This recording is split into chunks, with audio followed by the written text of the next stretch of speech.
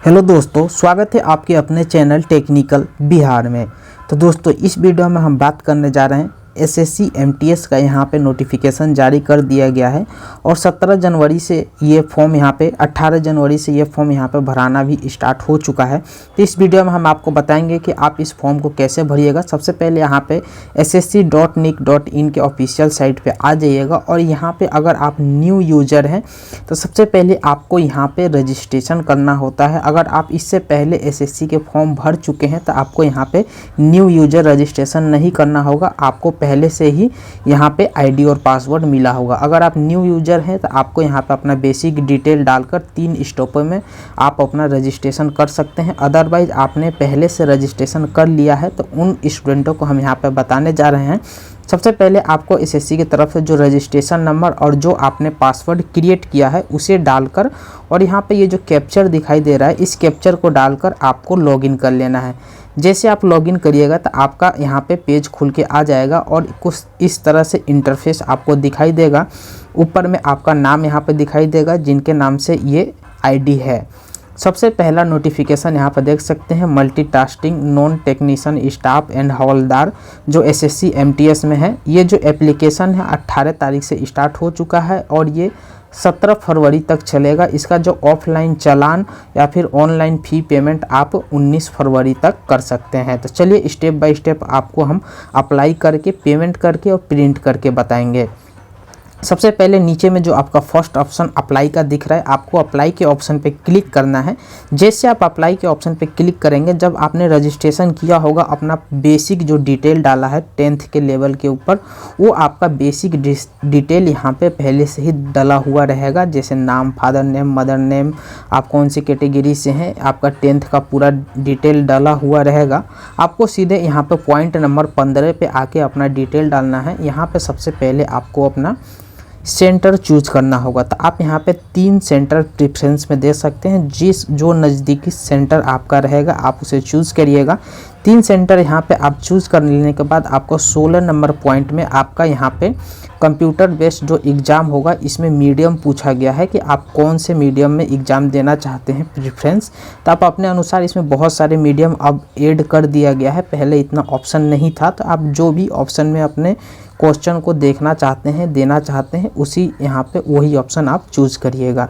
उसके बाद दोबारा वेरीफाई करने के लिए फिर से आपको वही यहाँ पे एग्जामिनेशन लैंग्वेज आपको चूज़ करना होगा। उसके बाद पॉइंट नंबर 70.1 यानी 17.1 में पूछा गया है तो क्या आप एक्स सर्विसमैन से बिलोंग करते हैं, तो यहाँ पे आप नो कर दीजिएगा। उसके बाद आपको सीधे पेज को स्क्रॉल करते हुए नीचे में आ जाना है।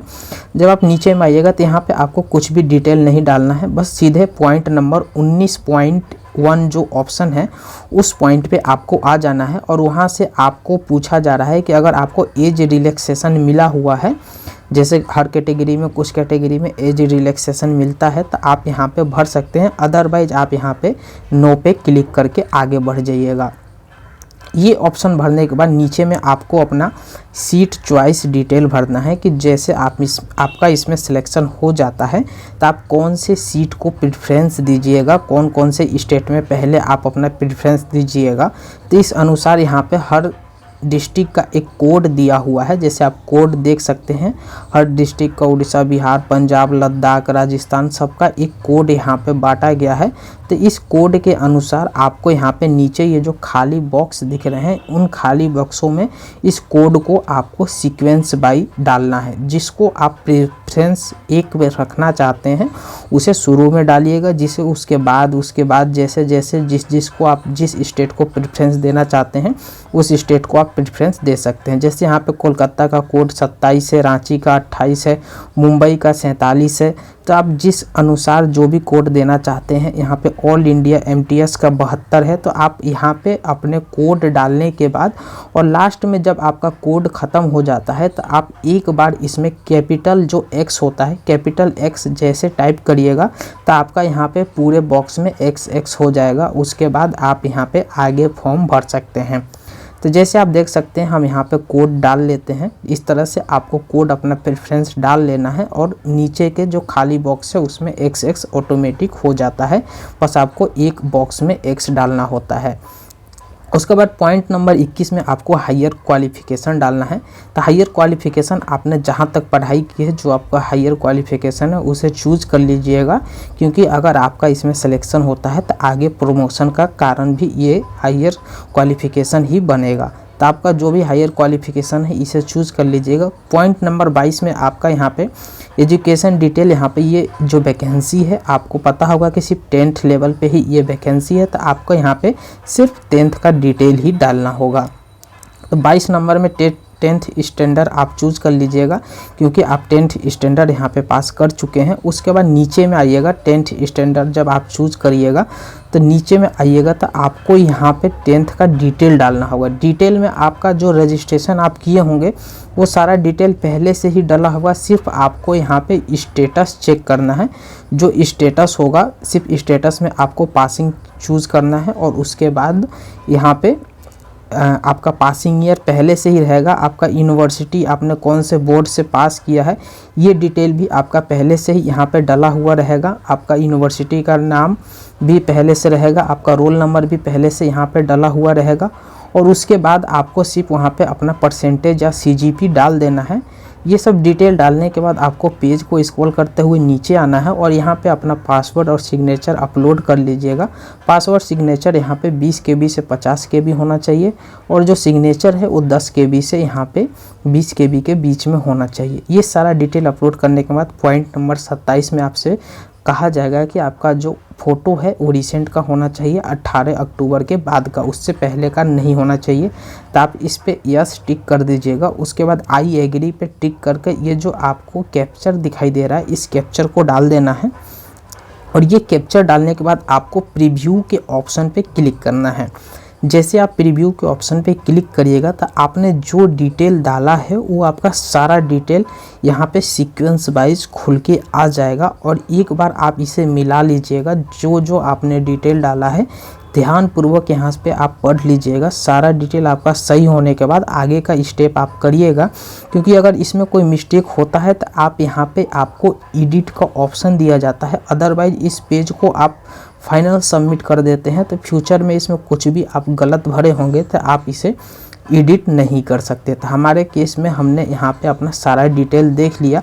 आप भी एक बार अपना सारा डिटेल अच्छे से देख लीजिएगा, और देखने के बाद यहाँ पे नीचे में आपको सबमिट का ऑप्शन दिखेगा, आपको सबमिट कर देना है। सपोज डेट अगर आपको लगता है कि इसमें कुछ एडिट या मॉडिफाई करने का ज़रूरत है तो आप यहाँ पे कर सकते हैं, अदरवाइज यहाँ पे फाइनल सबमिट करिएगा तो आपको इस तरह से टॉपअप दिखाई देगा कि आपको फाइनल सबमिट यहाँ पे हो गया है। इसके बाद अब अगर आप ओके पे क्लिक करेंगे तो इसमें कुछ भी करेक्शन नहीं कर सकते, आप केयरफुली इसे सबमिट करिए। तो यहाँ पे ओके पे क्लिक करिएगा, पेज लोडिंग लेगा और आपका यहाँ पे एक टॉपअप आएगा कि क्या आप अभी ही पेमेंट करना चाहते हैं। तो आप अगर पेमेंट करना चाहते हैं तो यस के आइकन पे क्लिक करिएगा। तो चलिए हम पेमेंट भी अभी ही कर देते हैं। तो यस के आइकन पे जैसे आप क्लिक करिएगा तो यहाँ पे पेमेंट का इंटरफेस आएगा कि ऑनलाइन या ऑफलाइन करिएगा। अमाउंट आपका सामने दिख जाएगा, हमने ऑनलाइन चूज़ करेंगे, उसके बाद सबमिट के आइकन पर क्लिक कर देंगे। उसके बाद आपको पेज को बिल्कुल भी रिफ्रेश नहीं करना है, ये पेज ऑटोमेटिक लोड लेगा और सीधे आप देख सकते हैं कि SBI के ई-पे पेमेंट सिस्टम पे आपको रिडायरेक्ट कर दिया जाएगा। यहाँ पे बहुत सारे पेमेंट को ऑप्शन मिलेगा, जो सबसे बेस्ट है आपको UPI रहेगा।